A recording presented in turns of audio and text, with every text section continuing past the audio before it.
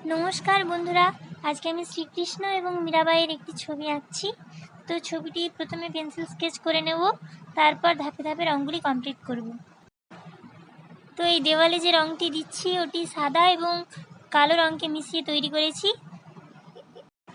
এরপর চামড়ার রং দিয়ে দিলাম হাতে এবং মুখে, যেটি আমি লাল সাদা এবং হলুদ রঙকে মিশিয়ে তৈরি করেছিলাম।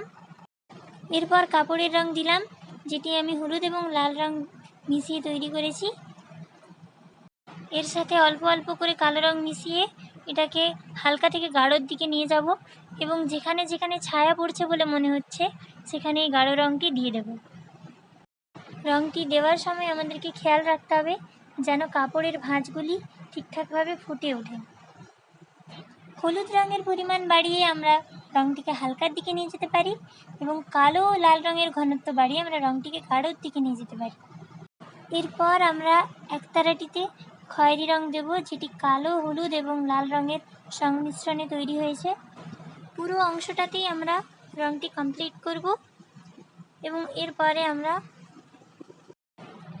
কানের দুল এবং চুড়িতে হলুদ রং দিয়ে দেব। প্রথমে হালকা হলুদ দিলাম, তারপর একটু গাঢ় হলুদ, এইভাবে হালকা থেকে গাঢ়র দিকে ধীরে ধীরে নিয়ে যাব। এরপর একতারাটিতে কালো রং দিয়ে এর অংশগুলি ফুটিয়ে তুলব। তারপর ব্লাউজে সবুজ রং দিয়ে দেব। গাঢ় জায়গাটিতে সবুজের সঙ্গে কালো এবং হালকা জায়গাটিতে সবুজের সাথে হলুদ মিশিয়ে হালকা করেছি। এরপর চুলে এবং পেছনের ছায়ার অংশটিতে কালো রং দিয়ে দিলাম এবং শ্রীকৃষ্ণের যে অবয়বটি এঁকেছি সেটিতেও কালো রং দিয়ে দিলাম। পুরো অংশটিতেই আমরা কালো রং দিয়ে দিলাম। এটি কমপ্লিট করা হলে হলুদের সাথে লাল রং মিশিয়ে গাঢ় রং তৈরি করে চুড়ি এবং কানের দুলে দিয়ে দিলাম। এরপর লাল ও কালো রং মিশিয়ে খয়েরি রং তৈরি করে নাকের এবং মুখের রেখাগুলি টানলাম। আঙুলের অংশটি কমপ্লিট করে নিয়ে কালো রং দিয়ে চুলটা কিছুটা নামিয়ে নিলাম।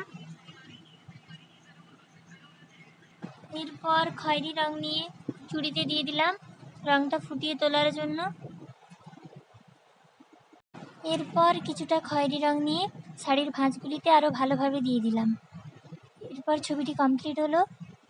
ভিডিওটি যদি ভালো লেগে থাকে তো অবশ্যই লাইক, কমেন্ট এবং সাবস্ক্রাইব করে আমার পাশে থাকবেন এবং আমাকে এগিয়ে যাওয়ার জন্য আরও উৎসাহিত করবেন। আপনাদের মূল্যবান সময় নষ্ট করে আমার ভিডিওটি দেখার জন্য অনেক অনেক ধন্যবাদ।